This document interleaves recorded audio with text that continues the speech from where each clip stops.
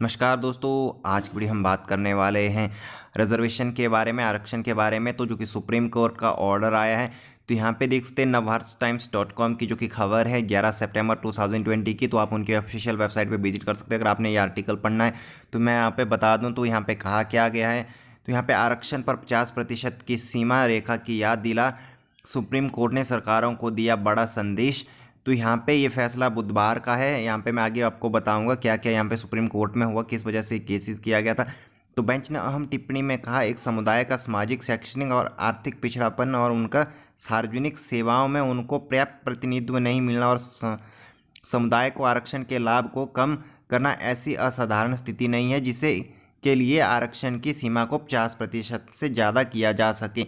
तो यहाँ पे इन्होंने साफ साफ कहा है कि इस आरक्षण को 50% से ज़्यादा नहीं किया जा सकता है। अगर किसी एक समुदाय को आरक्षण में लाभ नहीं मिल रहा है तो इसका मतलब ये नहीं है कि किसी और को भी लाभ दिया जाए और किसी का लाभ यहाँ पे छीना जाए।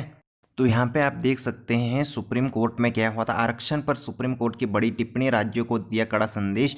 और जो कि 50% आरक्षण उचित से ज़्यादा आरक्षण उचित नहीं है, शीर्ष अदालत ने यह कहा है। और कई राज्यों में 50% से ज़्यादा आरक्षण है। कौन कौन से राज्यों में है तो उनकी भी हम बात करेंगे इस वीडियो में। तो अगर अभी तक आपने हमारा चैनल सब्सक्राइब नहीं करा तो चैनल को जरूर सब्सक्राइब कीजिएगा। तो यहाँ पे देखिए सुप्रीम कोर्ट पे आरक्षण पर कई अहम यहाँ पे टिप्पणियाँ हुई। जो कि यहाँ पे केस था मराठा आरक्षण का था। हालांकि इसका इम्पैक्ट ईडब्ल्यूएस रिजर्वेशन क्या पड़ेगा उसके बारे में हम बात करेंगे।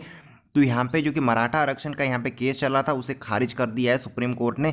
तो यहाँ पे महाराष्ट्र सरकार को यहाँ पे आदेश दे दिए हैं। तो आगे हम बात करेंगे। तो इससे पहले देखिए 1991 इंदिरा साहनी का केस भी यहाँ पे 11 जो कि बेंच के पास गया था, जो कि आरक्षण के रिलेटेड ही था, जो कि 50% से अधिक था। तो महाराष्ट्र के अलावा बाकी राज्यों में भी 50% से ज़्यादा आरक्षण है। तो वो कौन कौन से राज्य है तो बता दूँ मैं आपको।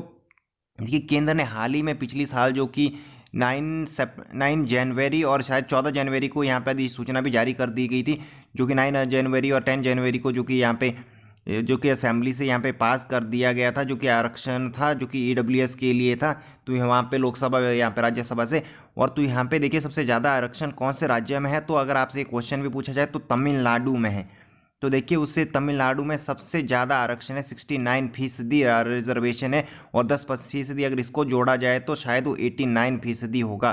तो यहाँ पे देखिए यहाँ पे ऊपर लिखा भी गया है, उससे पहले ही यहाँ पे 69 था। और सुप्रीम कोर्ट का जब मामला गया तो तमिलनाडु ने कहा कि राज्य की 87% आबादी उनकी जो कि पिछड़े वर्ग से है, इसलिए उन्होंने 69% यहाँ पे रिजर्वेशन दिया।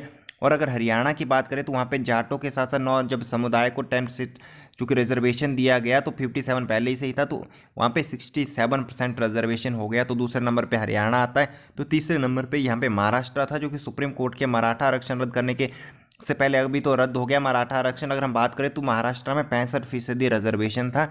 और यहाँ पे नेक्स्ट जो कि तीसरे नंबर पे था। और फिर अगर बात करें तेलंगाना, आंध्र प्रदेश और राजस्थान में 62 और 55 और 54% रिजर्वेशन था। तो ये 7 राज्य थे जहाँ पे रिजर्वेशन 50% से एक्स्ट्रा है। हालांकि ये जो कि सुनवाई, जो कि यहाँ पे ऑर्डर आया है, कोर्ट की जजमेंट आई है, ये सिर्फ ये महाराष्ट्र में जो कि यहाँ पे मराठा आरक्षण है उससे रिलेटेड है। बट बाकी राज्यों के भी यहाँ पे टेंशन बढ़ गई है। जो कि छात्र अगर जाना चाहे, कोई भी जाना चाहे तो कोर्ट जाएगा तो वहाँ पे इनका जो कि रिजर्वेशन 50% से ऊपर है, इनको खारिज कर दिया जाएगा। और हालांकि केंद्र सरकार में जो कि 10% ईडब्ल्यूएस रिजर्वेशन है उसके भी अब उस पर भी तलवार लटक रही है।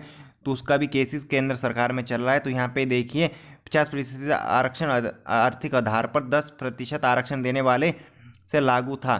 तो वहीं पे 10 राज्यों में 30 से 50% आरक्षण लागू था। तो यहाँ पे देखिए बाकी 10 राज्यों में 30 से 50% आरक्षण था। तो यहाँ पे 17 राज्य टोटल यहाँ पे हो जाते। बट जहाँ पे ये 10 से जो कि 50 से ज़्यादा 7 राज्य है जो कि रिजर्वेशन है, तो इनका रिजर्वेशन जल्दी यहाँ पे खारिज हो सकता है, क्योंकि ये इनलीगल तरीक़ों से इन्होंने शायद दिया हुआ है यहाँ पे। जो कि सुप्रीम कोर्ट ने देखिए मराठा आरक्षण खारिज कर दिया। उन्होंने साफ साफ कहा कि 50% से ऊपर ज़्यादा आरक्षण यहाँ पे नहीं हो सकता है। तो अगर हम बात करें मराठा आरक्षण की तो कब और कैसे दिया गया, तो आपको बता दूं मैं, 1 दशक से मांग हो रही थी मराठा आरक्षण की। तो यहाँ पे 2018 में यहाँ पे जो कि प्रदेश सरकार थी, महाराष्ट्र सरकार थी, जो कि उस समय बीजेपी की गवर्नमेंट थी, तो उन्होंने 16% यहाँ पे रिजर्वेशन दे दिया था मराठाओं को। उसके बाद बॉम्बे हाई कोर्ट में केस गया तो वहाँ पे इसे 12 और 13% कर दिया गया, नौकरियों में 13 और जो कि शिक्षण संस्थानों में 12% कर दिया गया, और जो कि 50% से अधिक हो गया था। तो यहाँ पे उसके बाद ये सुप्रीम कोर्ट मामला गया, तो अभी फिलहाल ऑर्डर आया, ये रहा इसका इतिहास। तो मैं आपको बता दूं, अगर मैं इंदिरा साहनी केस के इससे थोड़ी देर पहले बात कर रहा था कि ईडब्ल्यूएस केस पे क्या इंपैक्ट पड़ेगा, तो देखो 1991 में पीवी नरसिम्हा राव के नेतृत्व में कांग्रेस सरकार ने आर्थिक जो कि सामान्य तौर पे जो कि कमजोर वर्ग था उनके लिए यहाँ पे 10% रिजर्वेशन दिया था। उस केस में यहाँ पे 9 जजों की बेंच के सामने इंदिरा साहनी जो कि केस को लेके गई थी, तो वहाँ पे फैसला आया था और जो कि उस सरकार के फैसले को पलट दिया गया था। उन्होंने कहा था कि 50% से ज़्यादा रिजर्वेशन नहीं हो सकता। हालांकि केंद्र सरकार ने कहा है कि उनका जो रिजर्वेशन है वो 50% के अंदर ही आर्थिक तौर के जो कि कमज़ोर वर्ग उसको दिया गया। एक्ट पर लगाई रोक, तो यहाँ पे देखिए जो कि महाराष्ट्र जो कि 2018 एक्ट है तो उस पर रोक लगा दी है फिलहाल जो कि सुप्रीम कोर्ट ने। तो बेंच ने अहम टिप्पणी भी की है कि जो कि मराठा है वहाँ पे इनकी जो कि आबादी है 30% है, तो इसलिए पिछड़ा भी नहीं हो सकता है, जो कि इनको 50% से एक्स्ट्रा आरक्षण देने की बात यहाँ पे रिजर्वेशन की है। सुप्रीम कोर्ट ने यहाँ पे साफ साफ कहा है कि 2020-21 से महाराष्ट्र कोटा लागू नहीं होगा। जो कि मराठा आरक्षण है उसे खारिज कर दिया जाता है सर्वोच्च अदालत द्वारा, जो कि 2018 में कानून पारित कर दिया गया था।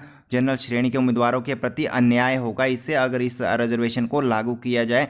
तो हालांकि हिमाचल प्रदेश हाई कोर्ट में तो आप सभी को पता है जो कि केसेस ईडब्ल्यूएस का चला है वो इनकम से रिलेटेड केस चला है। जो कि अगर केंद्र सरकार में अगर बात करें, जो कि केंद्र सरकार का केस चला हुआ है जो कि सुप्रीम कोर्ट में चला हुआ ईडब्ल्यूएस रिजर्वेशन से रिलेटेड है। तो हालांकि अब देखना ये है कि वो सही होता है कि नहीं होता। जो कि अमेंडमेंट्स ने सरकार ने की है, केंद्र सरकार ने ईडब्ल्यूएस रिजर्वेशन के लिए 10%, क्योंकि जो इंदिरा साहनी केस था पीवी नरसिम्हा राव के लिए के अगेंस्ट, जो कि यहाँ पे केंद्र सरकार उस समय की थी, कांग्रेस की गवर्नमेंट 1991 में थी, तो केस हार गए थे। तो फिलहाल अभी देखना है कि ये केंद्र सरकार केस जीतती है या हारती है, तो इसमें भी फैसला देखने की बात है, क्योंकि सुप्रीम कोर्ट ने साफ साफ कहा है कि 50% से ज़्यादा आरक्षण यहाँ पे एक्सीड नहीं हो सकता है।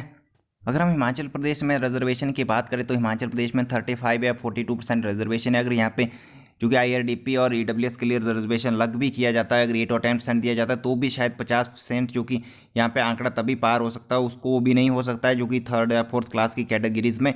तो यहाँ पे देखने की बात है जो कि हमारी हिमाचल प्रदेश सरकार है रिजर्वेशन नहीं दे रही है, जो कि अलग अलग यहाँ पे कर रही है ईडब्ल्यूएस और बीपीएल के लिए, बट जो कि बाकी राज्यों की सरकार है वो कर रही है, ऐसा कर रही है। बट यहाँ पे जो कि हिमाचल प्रदेश सरकार ऐसा कोई भी कदम नहीं उठा रही। हालांकि हिमाचल प्रदेश में 35 या 37 या 42% रिजर्वेशन जहाँ पे 8% दिया जा सकता है बीपीएल को अलग से, तो यहाँ पे 50% होगा जो कि यहाँ पे एक्सीड नहीं होगा। जो कि केंद्र सरकार ने दिया वो तो अलग से दिया, उसके रिगार्डिंग तो अलग से फैसला होगा। तो फिर भी प्रदेश सरकार यहाँ पे कोई इस पर कदम नहीं उठा रही है।